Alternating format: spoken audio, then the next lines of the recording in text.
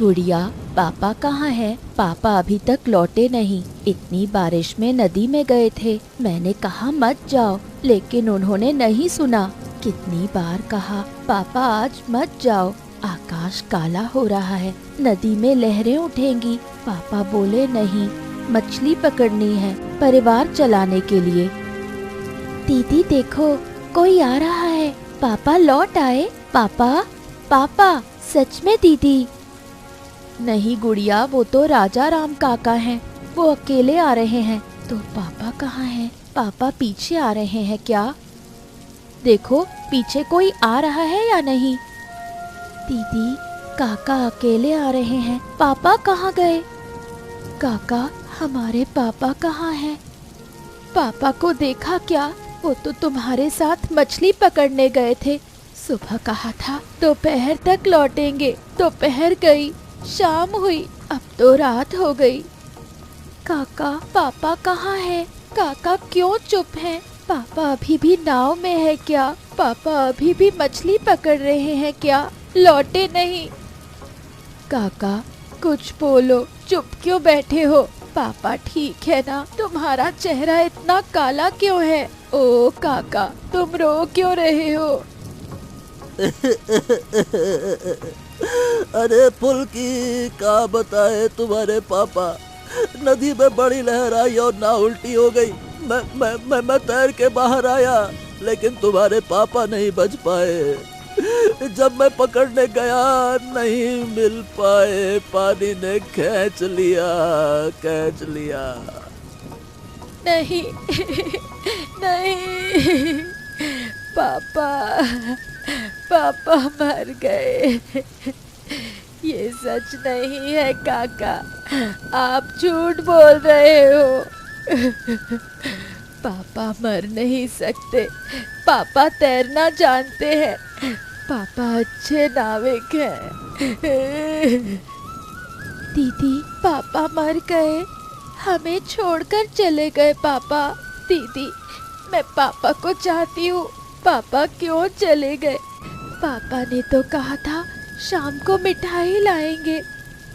बेटी, अब मैं क्या बताऊं, समझ नहीं पा रहा। तुम्हारे पापा बहुत अच्छे इंसान थे। मुझे बचाने जाते समय यही हुआ। मैं खुद डूब रहा था, तुम्हारे पापा ने मुझे ऊपर उठाया और खुद डूब गए। पापा ने तुम्हें बचाया। पापा हमेशा दूसरों के बारे में सोचते थे, अपनी बात नहीं करते थे।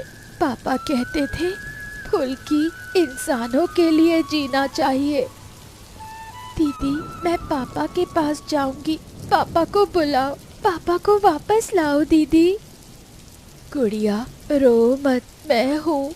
देखो तुम्हारी दीदी तुम्हारे पास है। पापा माँ नहीं है, लेकिन तुम मेरी छोटी बहन हो। तुम्हें मैं कभी नहीं छोड़ूंगी। बेटा फुल्की, तुम्हें कुछ चाहिए हो तो मुझे बता देना। तुम्हारे पापा ने मेरी जान बचाई है। ये ऋण मैं कभी नहीं चुका पाऊंगा, कभी नहीं। दीदी, भूख लगी है, कल से कुछ नहीं खाया। पेट में मरोड़ उठ रहे हैं, भूख के कारण गड़गड़ कर रहा है। पता है गुड़िया, मुझे भी भूख लगी है, लेकिन घर में कुछ नहीं है। पापा गए, माँ पहले ही मर गई। अब दोनों बहनें अकेली हैं। चावल खत, दाल खत, तेल नहीं, बस थोड़ी नमक बची है। क्या करे? दीदी, हम क्या करेंगे? कौन हमारी देखभाल करेगा? गांव वाले तो कोई नहीं आते। पापा रहते इतने लोग आते थे, अब कोई जानने की कोशिश भी नहीं करता। गुड़िया डर मत, मैं हूँ। तुम मेरी छोटी बहन हो। तुम्हें मैं बिना खाए नहीं रहने दूंगी। मैं मर भी जाऊं तो भी तुम्हारा पेट भरूंगी। दीदी, ऐसा मत कहो। अगर तुम मर गई तो मैं क्या करूंगी? मेरा तो कोई नहीं है तुम्हारे सिवा। अरे बेवकूफ, नहीं मरूंगी। मैंने कहा ना, तुम रो मत। लेकिन दीदी, क्या खाएंगे? चावल नहीं, दाल नहीं, सब्जी नहीं, क्या पकाओगी? कल रात थोड़े मुरमुरे थे, वो भी खत्म हो गए। रुको, बाहर आंगन में कच्ची मिर्च का पेड़ है ना, उसमें बहुत मिर्ची लगी है और तालाब में मछली है। मैं मछली पकड़कर मिर्च के साथ झोल बनाऊंगी। पापा के तालाब की मछली मतलब हमारी ही तो। मछली पकड़ पाएगी दीदी? पापा ने तो सिखाया नहीं। पापा कहते थे लड़कियों को मछली नहीं पकड़ने देना। मैं मछली पा सकती हूँ गुड़िया। कितनी बार देखा है पापा को जाल डालकर मछली पकड़ते। अब सीखना होगा, वरना क्या खाएंगे। दीदी, पापा का जाल कहाँ है? वहीं कोने में रखा है। थोड़ा फटा है लेकिन काम चल जाएगा। चलो, बैठने से पेट नहीं भरेगा। दीदी, तुम पूरी तरह माँ जैसी हो। अगर माँ होती तो ऐसा ही करती। माँ की बात मत करो गुड़िया। माँ 5 साल पहले मर गई। तब तुम बहुत छोटी थी। माँ का चेहरा मुझे ठीक से याद नहीं है। मुझे तो बिल्कुल याद नहीं। बस याद है माँ बहुत सुंदर गाना गाती थी। हाँ, माँ सोने के लिए गीत गाती थी। अब वो सब भूल जाओ। चलो, काम पर लगते हैं।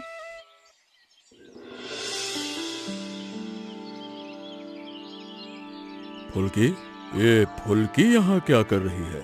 इतने धूप में क्यों बैठी है? ए फुल्की, यहाँ क्या कर रही हो? इतने धूप में काहे बैठी हो? सिर पर कुछ नहीं है, धूप में जल जाओगी। मोड़ल काका, मछली पकड़ रही हूँ। घर में कुछ नहीं है। गुड़िया भूख से मर रही है। मछली पकड़कर पकाऊंगी ये सोच रही हूँ। 2 पुटी मछलियाँ मिली हैं, थोड़ी और पकड़ लूं। ए भगवान, तुम्हारे मम्मी पापा मर गए, तुम दोनों बहनें अकेली रह गई और कोई खबर नहीं लेता क्या तुम्हारी? गांव वाले नहीं जानते तुम्हारी हालत है? कौन लेगा काका? गरीब की खबर कौन रखता है? पापा रहते तो कई लोग आते थे। अब कोई नहीं आता।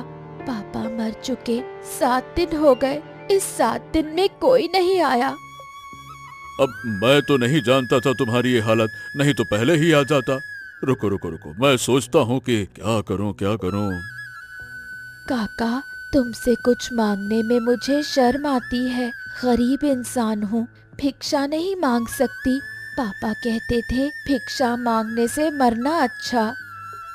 अरे भिक्षा नहीं बेटी, मैं मोड़ल हूँ, मुखिया। गांव वालों का सुख दुख देखना मेरा काम है। तुम्हारी दोनों बहनों की मदद करना मेरा फर्ज है। काका, लेकिन लोग कहेंगे मछुआरे की बेटी मोड़ल के पास हाथ फैलाकर दिन काट रही है। अरे लोग जो कहेंगे कहेंगे, मैं जानता हूँ क्या सही है और क्या गलत। तुम्हारे पापा अच्छे इंसान थे, उनकी बेटियों को भूखा नहीं रहने दूंगा। काका, सच में मदद करोगे? हम लौटाकर नहीं दे पाएंगे। बिल्कुल सच। आज से तुम्हारी जिम्मेदारी मेरी। लौटने की बात मत कहना। इंसान इंसान के लिए है। इतना ना कर सको तो मोड़ल होने का क्या फायदा है? काका, आपके जैसे लोग गांव में कम है। पापा कहते थे तुम बहुत अच्छे इंसान हो। तुम्हारे पापा भी अच्छे इंसान थे। सुना है तुम उस मछुआरे की बेटियों की मदद कर रहे हो। चावल पैसा भी दिया, सारा दिन उनके पीछे घूम रहे हो। हाँ दिया। वो दोनों बहनें अकेली रहती हैं। उनके माता पिता मर चुके हैं, भूखी रहती हैं। मेरी जिम्मेदारी है उनकी मदद करना। ये बताओ, तुम इतना गुस्सा काहे कर रही हो? जिम्मेदारी? हमारे घर में क्या पैसे पेड़ पर उगते हैं? दूसरों को दान दोगे तो अपने घर में क्या बचेगा?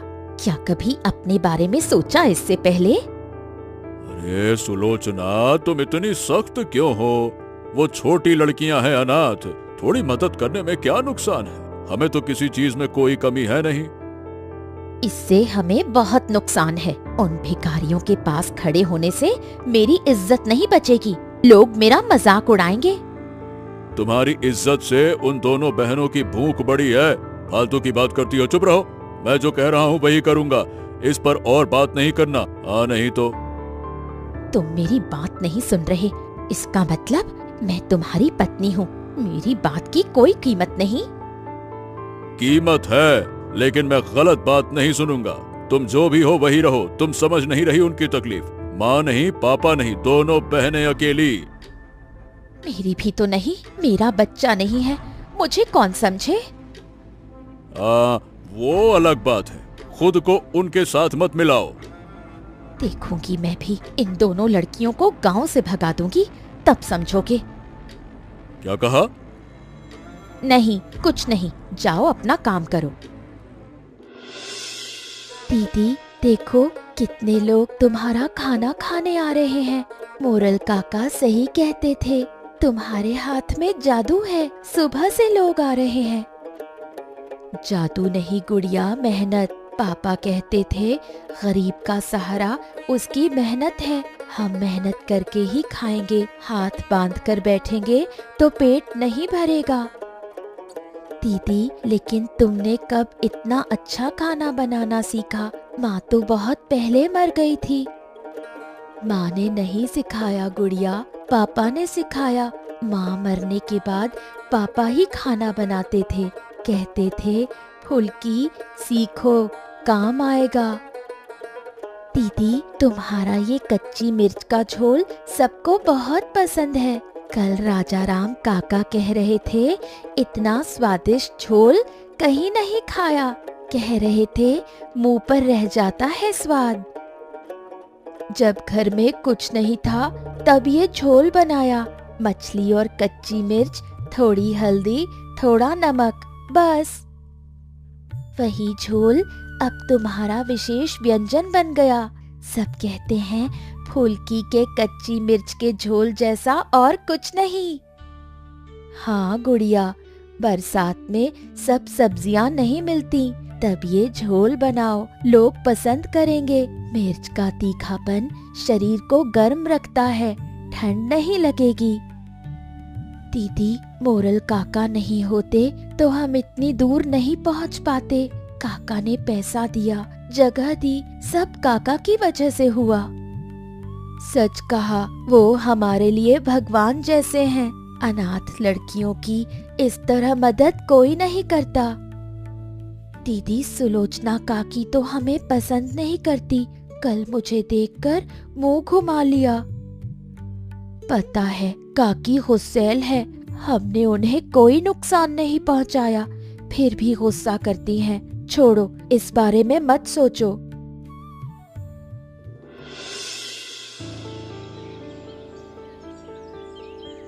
दीदी आज कोई क्यों नहीं आ रहा? कल तो इतनी भीड़ थी, सुबह से एक भी नहीं आया। पता नहीं गुड़िया, कुछ समझ नहीं आ रहा। दीदी देखो, सुलोचना काकी जा रही हैं। लगता है सबके साथ हमारे बारे में बात कर रही हैं। हाँ देख रही हूँ, क्या कह रही हैं समझ नहीं आ रहा। हमारी तरफ उंगली उठा रही हैं। दीदी मुझे लगता है काकी हमारे खिलाफ कुछ कह रही हैं। उन्हें तो हम पसंद नहीं हैं। कल राजा राम काका कह रहे थे कि काकी कुछ झगड़ा कर सकती हैं। क्या कहा? पता नहीं दीदी, काका बोले कि उन्होंने काकी को मना किया, लेकिन काकी गुस्से में है। पता नहीं, मोड़ल काका हमारी मदद कर रहे हैं इसलिए काकी गुस्से में है, लेकिन हमने कुछ नहीं किया। क्या करें दीदी, फिर से भूखा रहना पड़ेगा। क्या वो दिन लौट आएंगे? नहीं गुड़िया, हम सच्चे रास्ते पर हैं, हमें कोई चिंता नहीं। हम इंतजार करेंगे, जो सच जानते हैं वही आएंगे। दीदी डर लग रहा है, काकी बहुत ताकतवर है। डर मत गुड़िया, हमें पता है हमने किसी को नुकसान नहीं पहुंचाया। सच की जीत होगी। दीदी मोड़ल काका को कह दें। नहीं, काका को क्या कहेंगे, हम इंतजार करेंगे। सुलोचना, क्या हुआ तुम्हें? लेटी हुई क्यों हो? इतनी बुखार क्यों है तुम्हें? बाप रे, पूरा शरीर जल रहा है।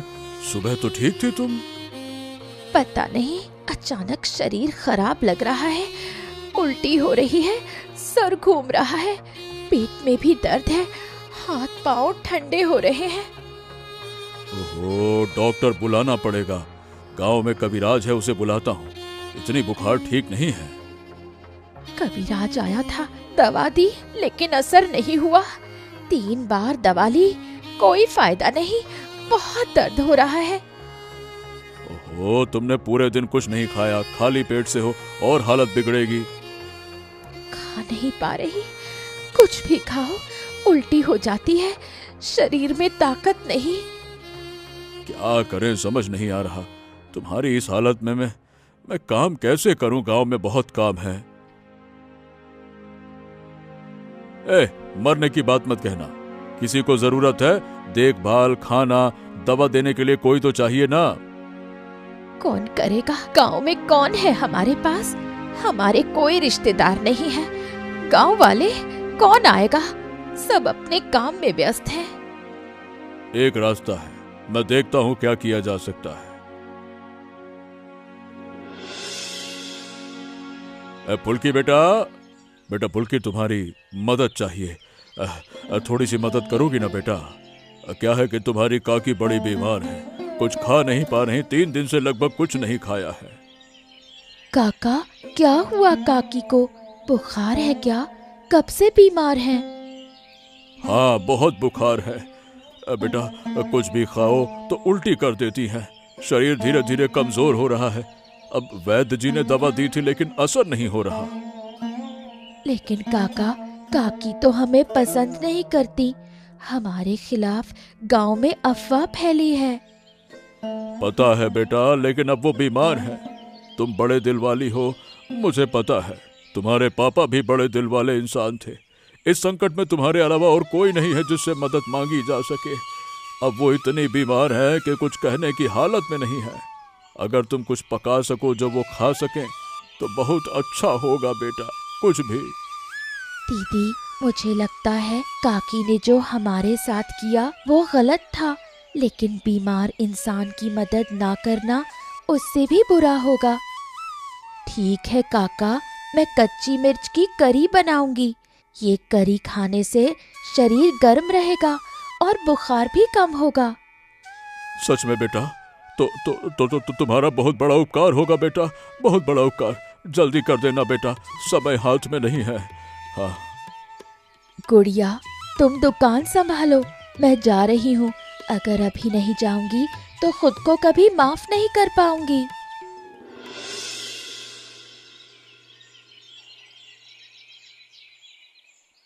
काकी, थोड़ा खाओ, ये करी खाने से तुम्हारा शरीर अच्छा होगा। मैंने इसे अपने हाथों से सिर्फ तुम्हारे लिए बनाया है। तुम यहाँ क्यों आई हो?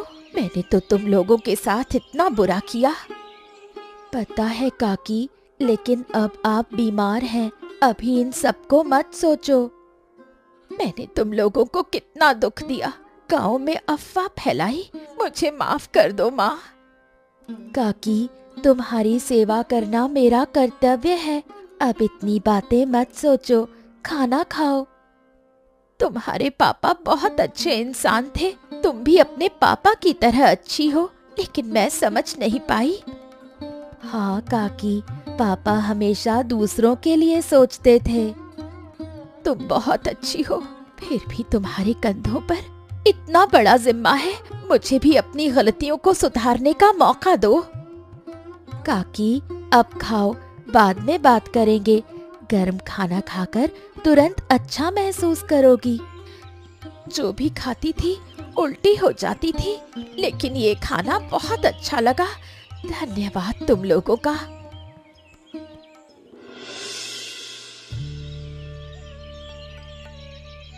बेटा पुलके, तुम्हारी सेवा के कारण सुलोचना अब पहले से बहुत बेहतर हो गई है।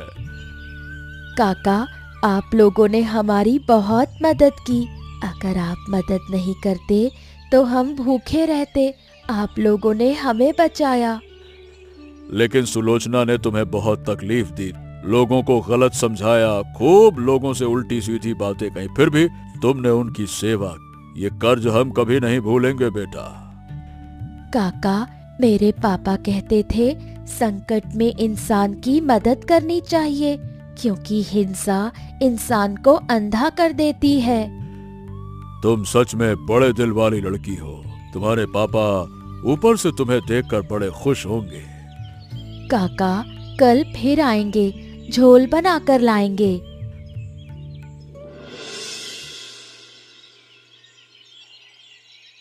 फुल्की, मैं तुमसे माफी मांग रही हूँ। मैंने तुम लोगों के साथ बहुत अन्याय किया। काकी, माफी मांगने की जरूरत नहीं। हम सब ऐसा कभी ना कभी करते हैं। आप बीमार थी और अब स्वस्थ हो गई हैं, यही बड़ी बात है और कुछ सोचने की जरूरत नहीं। नहीं फुल्की, इतनी आसानी से नहीं। मैं भूल नहीं सकती कि मैंने तुम्हारे खिलाफ अफवाह फैलाई, गांव वालों को गलत बताया कि तुम लोगों का खाना खराब है, कि तुम सड़ी मछली खिला रही हो। काकी, इंसान गलती करता है, तुमने अपनी गलती समझ ली, यही काफी है। असल में फुल्की, मेरी कोई संतान नहीं है। तुम्हारे मॉडल काका छोटी लड़कियों को प्यार से देखते हैं, मुझे ईर्ष्या होती है। लगता था मेरी जगह कोई और ले रहा है। मुझे माफ कर दो तुम लोग। काकी, हम तो अनाथ हैं, थोड़े स्नेह की तलाश कर रहे थे। माँ नहीं, पापा नहीं, किसके पास जाएं इस उम्र में। पता है, अब समझ गई सब। तुम लोग आज से मेरी बेटी हो। मैं तुम्हें अपनी बेटी की तरह देखूंगी, तुम्हारी शादी कराऊंगी, घर बसाऊंगी। अब से कोई चिंता नहीं।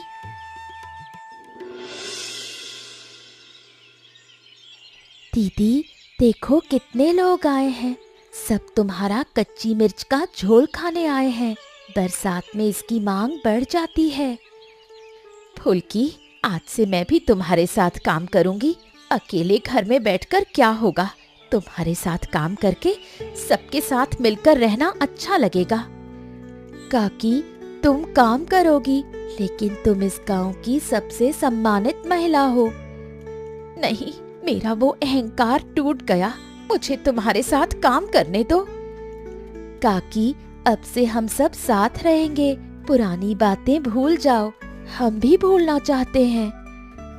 हाँ, सही कहा। और हमने सिर्फ पैसों के लिए बरसात में होटल नहीं खोला। इस कच्ची मिर्च के झोल से लोगों का स्वास्थ्य अच्छा होता है। इसका प्रमाण अब खुद काकी हैं। और सबसे बड़ी बात, काकी सबसे पहले स्वस्थ हो गई। अगर काकी खुद दुकान में रहेंगी तो लोगों के बीच विश्वास और बढ़ेगा। तब देखना, इस होटल का नाम कितनी दूर तक फैल जाएगा। कितने लोग दूर दूर से आएंगे। हमारे गांव की पहचान तब हमारे होटल के नाम से होगी। देखा ना, अगर इंसान ईर्ष्या करेगा तो अंत में उसका फल भुगतना ही पड़ेगा। इसलिए तुम लोग मेरी तरह मत बनो, छोटी छोटी लड़कियों की तरह बने रहो। अब तुम लोग बता सकते हो कि मैं इनके ऊपर ईर्ष्या क्यों करती थी। जवाब कमेंट में बताना, हम तुम्हारे जवाब का इंतजार करेंगे। और हमारा चैनल सब्सक्राइब करो और हमारे साथ बने रहो। कहानी कैसी लगी ये जरूर बताना और दोस्तों के साथ शेयर करना। और बरसात के दिनों में हमारे होटल में कच्ची मिर्च का झोल जरूर खाने आना।